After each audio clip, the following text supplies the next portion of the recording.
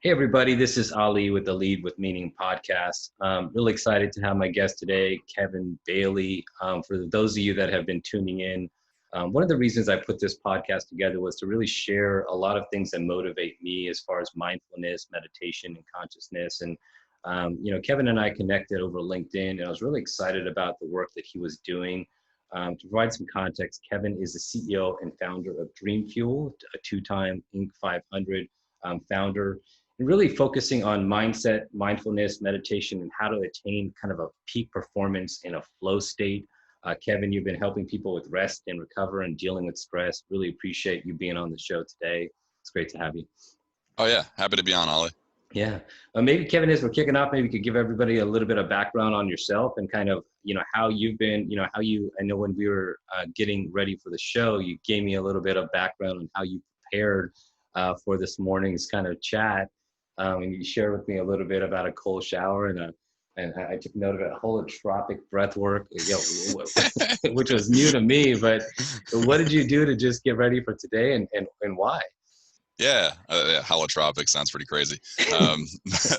So yeah, I woke up today. I was feeling pretty good, but I wanted to kind of get into a peak state for the podcast. So first thing I did was I ate a small breakfast to kind of get my system going, and then I took a cold shower to really wake myself up. And then to really drop into flow state, I did a breathing technique called holotropic breath work. If you're familiar with Wim Hof and his Wim Hof method, holotropic breathwork's kind of like the exponential version of that. With Wim Hof breathing, you do 30 deep breaths and then certain breath retention exercises. With holotropic, you're doing more like 100 to 200. And I find that it just puts me into flow state immediately and allows me to perform well, whether it's a podcast or a sales call or a meeting or a training. So I love that. But that's kind of a morning routine that I use if I have to like really get going on something first thing. Great. Well, maybe for those that don't know, I might have you break that down a little bit. What are the benefits of a cold shower, and are you doing the breath work in the actual cold shower at the same time, or is it separate? So I used to do breath work in the cold shower. Actually, when I first started doing breath work, I did via Wim Hof, who's been a gateway for a lot of people into breath work. Yeah. But he does it for cold training. So the Wim Hof method, which is pretty simple. I mean, 30 really deep breaths, and the 30th breath, you actually breathe out all the way and then hold with no air until it feels uncomfortable. Then you breathe in and hold for 15 seconds. There's plenty of videos on YouTube if you want to look it up. But you do that to help kind of dull the pain that's associated with cold exposure. And Wim Hof's been able to do it to set a bunch of world records, like, I don't know, swimming the farthest under ice, for example. I think he's got over 20 of them. And, it was amazing for me to learn how to deal with cold, because cold, I mean, can be extremely painful and it can really push you outside of focus, and it can make you kind of, obviously get a little weak and start to shake and all the other things that come along with that. But the breathing exercise helps you kind of learn how to deal with pain and modulate it, and then you start using visualization to start kind of changing the pain. So I would call cold showers pain training.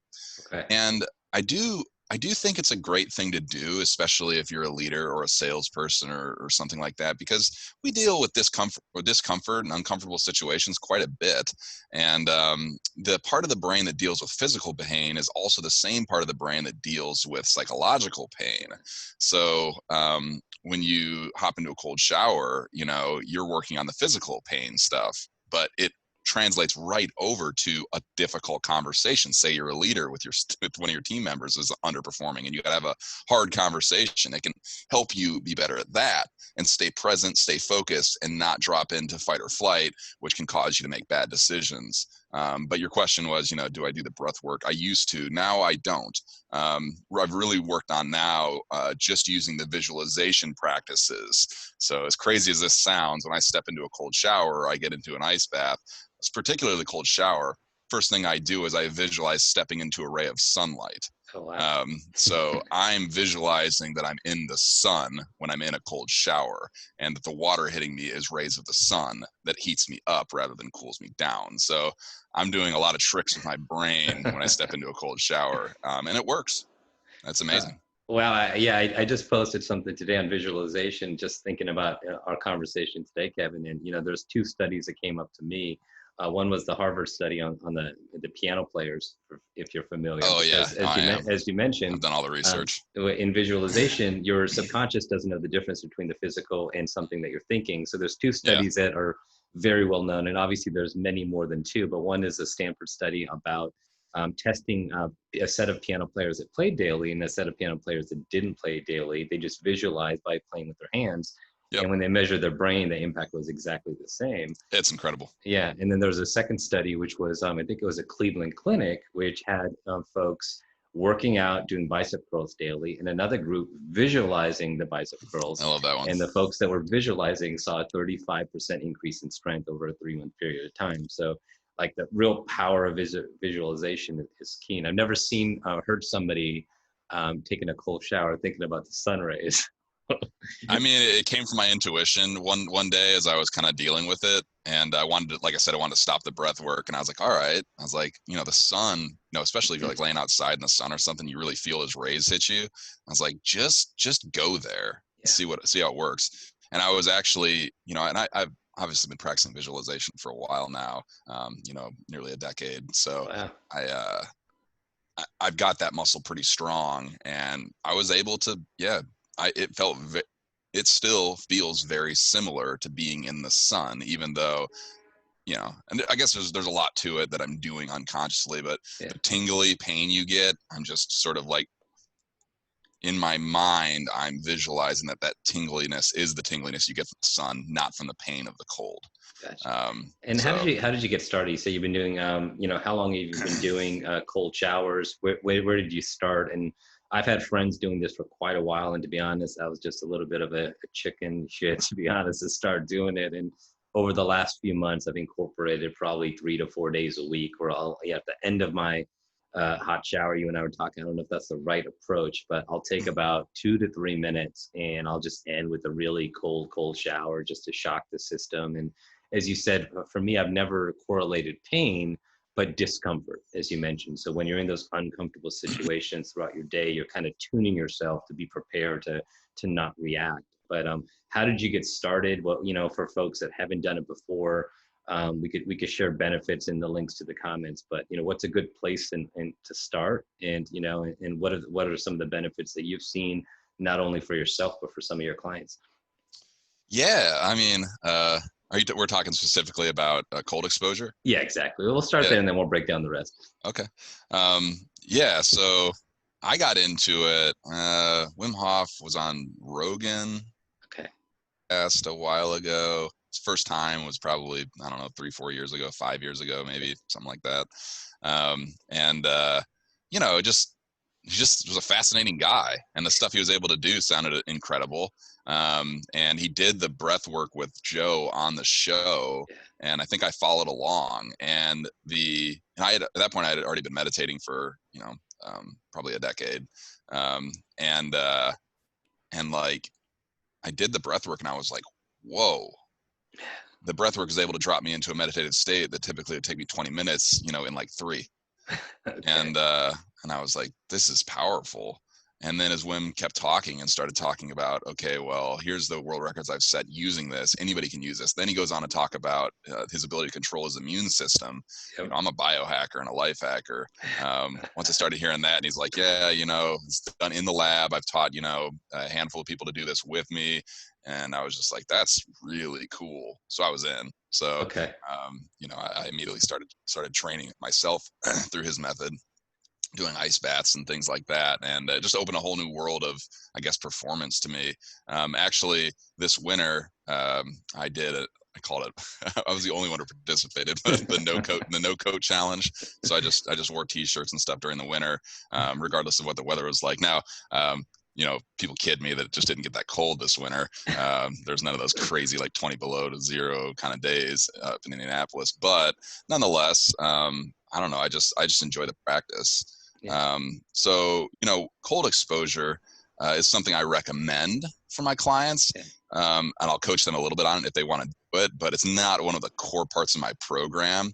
Now the breath work certainly is. Sure. I use those breathing patterns in every meeting I have with any of my clients at the beginning, Okay, or if so I'm it's doing a it's almost like visualization right before. a reset, like an intention prior to any meeting. So maybe we could back up a little bit, for folks. So when we talk about kind of your core principles of meditation, mindfulness, and helping people attain a peak performance and flow state, maybe we can define flow state, and then maybe you could chime in on what are the benefits of meditation and kind of the science behind it.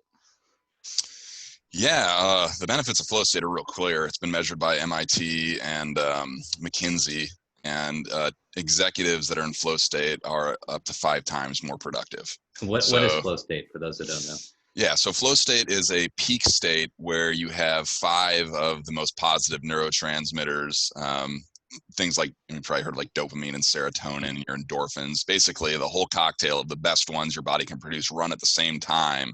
And there are 8 characteristics of flow state. Often you'll see extreme endurance athletes, they kind of have to be in flow state or they get messed up. your big wave surfers, stuff like that, they get studied a lot. But there's 8 core characteristics of flow state. One is that time transforms. So you start to lose track of time. It slows up, it speeds up. Time just sort of changes and reconfigures.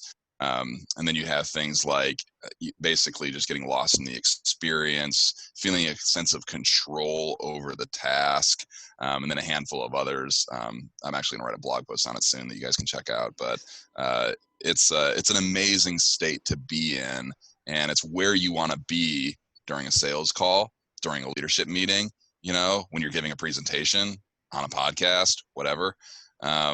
And that's kind of my jam is helping teams figure out how to get into that state. But first, to get into that state, you got to hack out of fight or flight, which is kind of the opposite of flow state. Flight, fight, or freeze, actually, a primal state that's associated with evading an attacking animal. But unfortunately, our biology, our software is a little out of date, and we can jump into fight or flight in just awkward situations, be it on a sales call, leadership meeting, etc.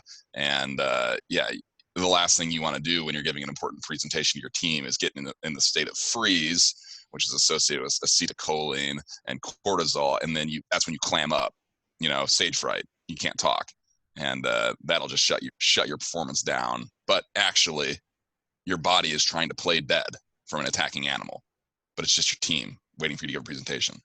So that's a lot of the stuff I kind of work on with teams, is how to get out of those primal states, and then not just to get out of them, to go into flow state, which is I don't know, the bee's knees, whatever. Yeah, I really enjoyed Kotler's book Rise of Superman, Oh, and yeah. as you mentioned, so Stephen Kotler has invested a lot into flow state, based on research I forget the researcher in the past, but when you think about that runner's high, and being in the pocket as a musician, so slowing things down, and I think that's why it's we're seeing more and more. Which really, excited me about the work you're doing is the power of mindset and kind of breaking that down into layers. And I think that's why meditation is becoming so pivotal in today's market. More and more, we're seeing not just the Fortune 50s, but every organization really ensuring that the mindset. I think especially in the midst of the pandemic that we're in now, it's more and more important that we're not allowing these outside influences to kind of impact where we are and who we are. So when we talk about kind of that fight, flight, or freeze, and kind of the parasympathetic versus a sympathetic state, this is our nervous system. This is our immune system that we're talking about, right? So when we're triggered by anything, we're not in our optimal self. And that's why, like, as you mentioned, our hardware, our software, as we talk about. So by the time you're 35 years old, and this is neuroscience, all of our habits are hardwired into us. When you're driving to the local grocery store, you don't really realize you're driving there. You've been there 100 times. So what we're trying to do is rewire our consciousness with that kind of parasympathetic, which is to slow things down. As you mentioned, we need to break down these barriers. So I saw you do a great video explanation of just kind of what meditation is, why it is, and what happens when we actually continue to kind of tap into that. Maybe you could break that down for folks today. Yeah, sure. So my favorite way to explain meditation is something by Dr. Alan Watkins, who was a cardiologist who studied meditation and performance in executives. And he created something called the performance grid. So the performance grid, you think of it as a XY axis. Go back to high school geometry or whatever, and calculus and graphing. So you have on the y-axis, the up and down vertical axis, have your nervous system, your autonomic nervous system. So at the top you have your sympathetic, at the bottom you have parasympathetic. So you have at the top your heart rate's right around 120, at the bottom your heart rate's around 60, and basically that's kind of going back and forth between fight or flight and freeze. At the bottom's at freeze, and then you have on and so this is how alert your nervous system is, how tight it is. And then on the x-axis have your neuroendocrine system, which is basically your hormone system. And on the, let's see, trying to explain it great. Maybe you can pull it up if later when you edit. But on the x-axis, you'll have positive neurotransmitters on one side, ETDA, not ETDA. You have like dopamine and serotonin on one side, and then on the other side, you have the stress hormone cortisol and other neurotransmitters associated with stress. And basically, if you look at this graph, on the right side, you're looking at cortisol mixed with flight or freeze. And those quadrants of this graph are highly associated with just negative states and negative emotions. Your physiology, which is what we're talking about right now, and I'm sure people are like, getting a little lost. Your physiology controls your emotions and your feelings, which then control your thoughts, and your thoughts control your behaviors, and behaviors create your results. So what I love about meditation is that you go all the way to the top of that performance grid, all the way to the physiology, the very top of the pyramid that impacts everything else, and you fix your physiology. You move from fight or flight emotions, anger, apathy, detachment, over to positive emotions, positive physiology, engaged, confident, excited. Yeah. And you do that shift at such a deep level in your body, it makes positive thinking, visualization, mindset reprogramming possible. Because, when I first started, working with teams on this stuff, like a long time ago at my own companies, I'd be like, let's do some positive thinking or whatever, and people be like, oh, they'd be feeling bad, and it's like, try thinking positive when you feel like crap. It's just not very easy to do, and it's not very effective. So I started to realize, okay, well, the only way we're going to be able to work on limiting beliefs and mindset stuff and visualization is to go to the root issue, which is like, get their physiology right, get them in a good state.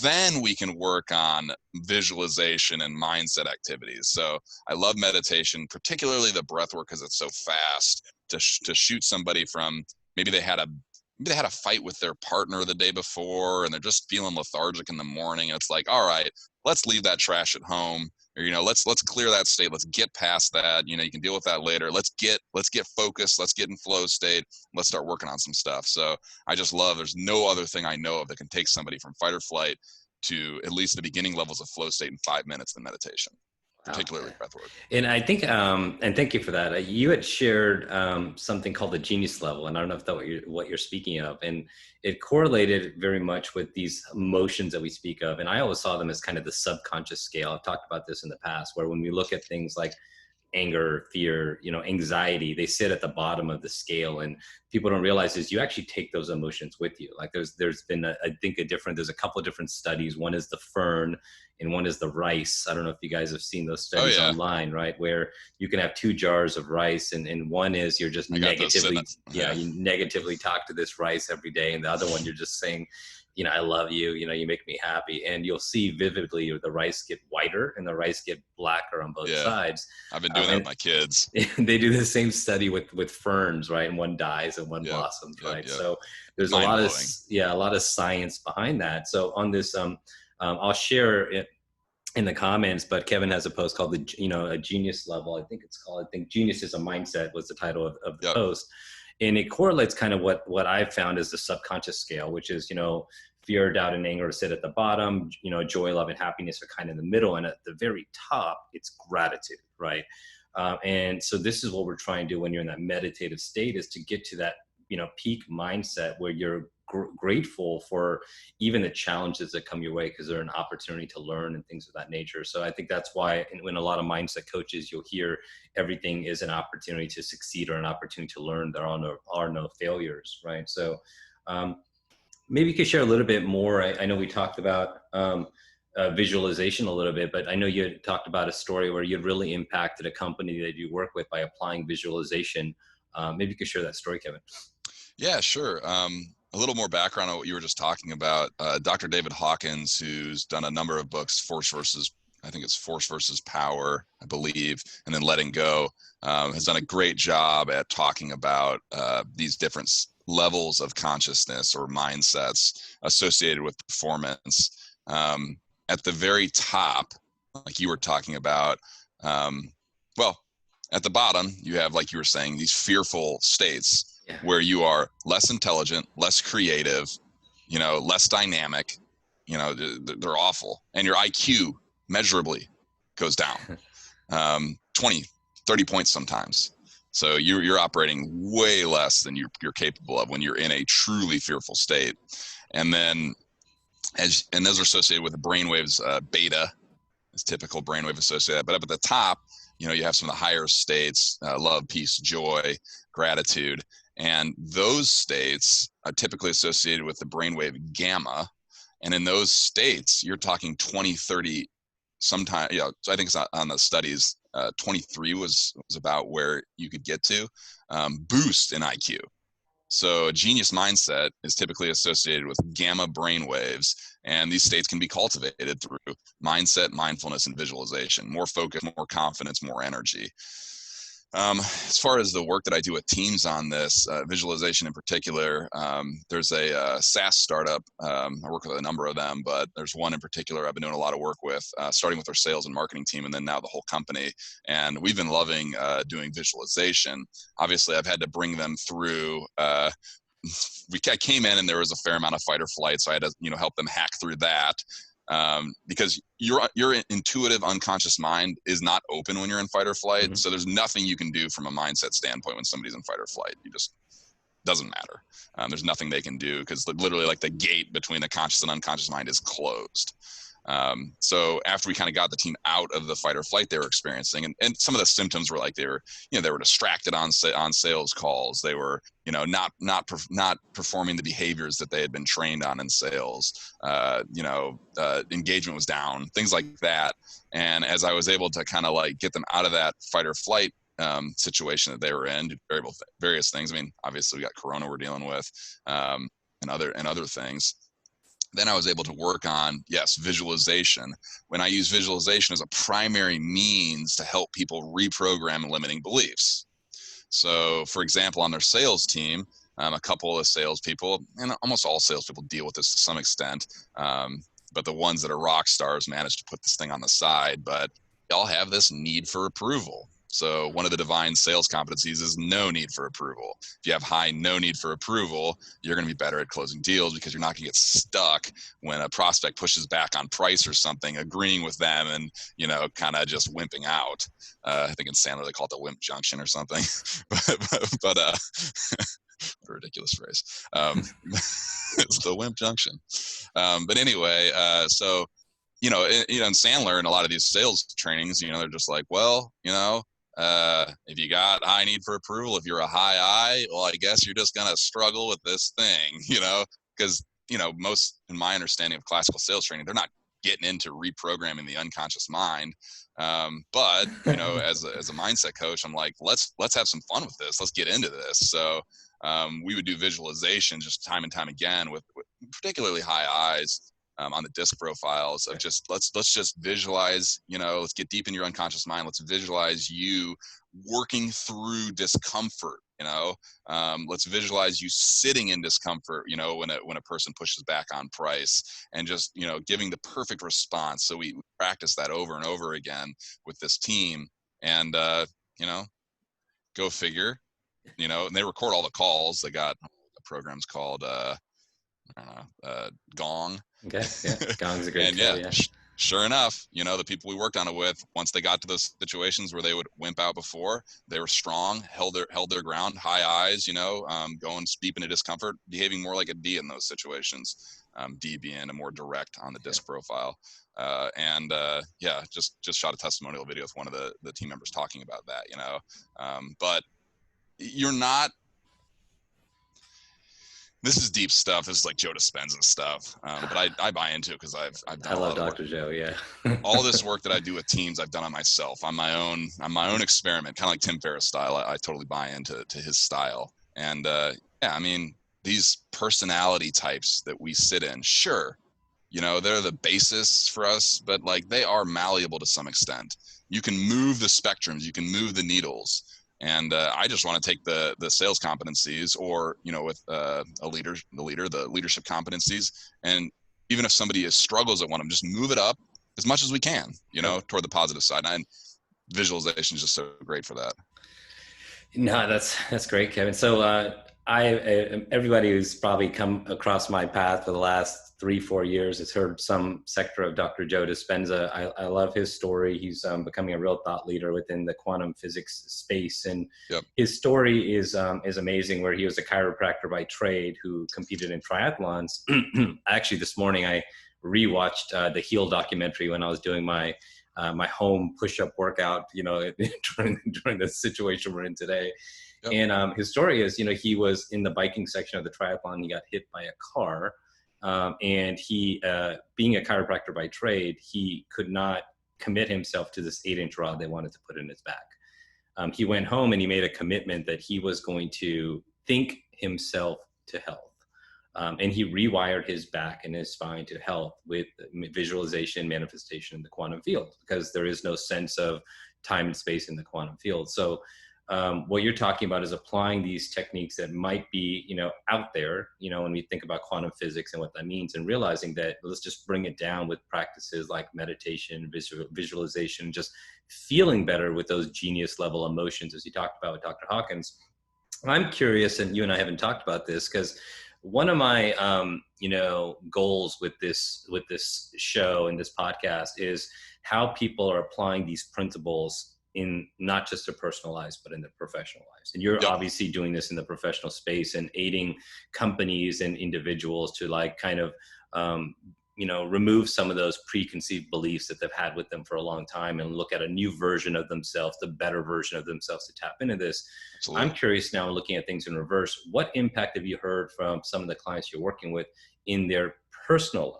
Because now you're doing this in a little bit differently, right? Normally, I've been talking to and interviewing people that have taken these great principles at home and they're really standing apart at work, right? And that's been a great conversations. Now, I'd love to hear from you.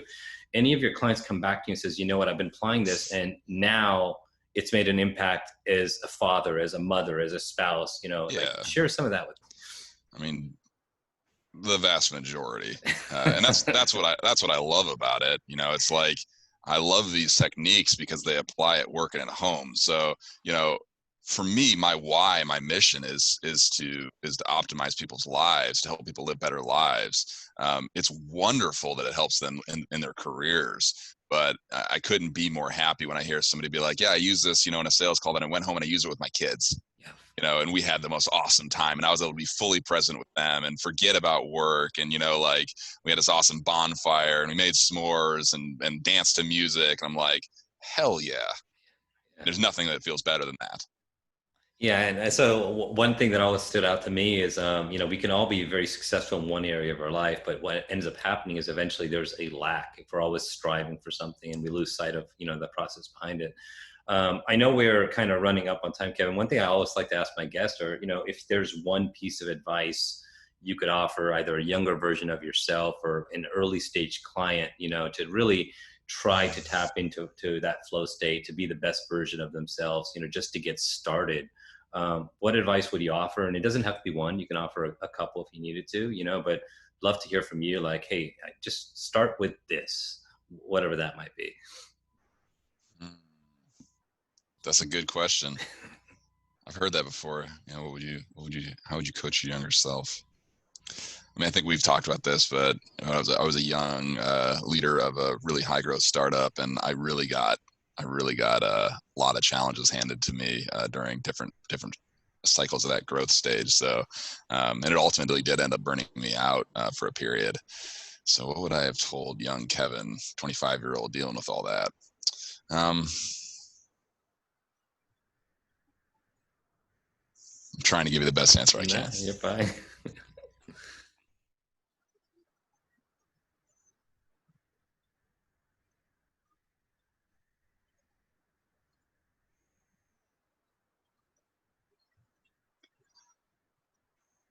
I would have taught my younger self how to have more faith.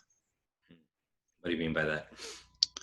Um, I live by a principle of faith, and I'm not talking faith from like a biblical standpoint. I do practice some spirituality, but I'm talking about faith in myself, faith in. I guess I will go a little higher level with it. Faith that I have a purpose and there's a plan for me, and that everything that happens in my life is walking me toward that spot where I can do my best work possible, and that there's nothing I can really do to get off of that. And I can let go, do my best work, just assume and accept that everything's going to turn out the best it can for me. I think when I was younger, I used to I was a big overthinker, and I would overthink myself into, fight or flight states and, all these bad places, because I didn't have enough faith to just accept that no matter what happens, it's always teaching me something. And that would be the deeper part of it. Yeah.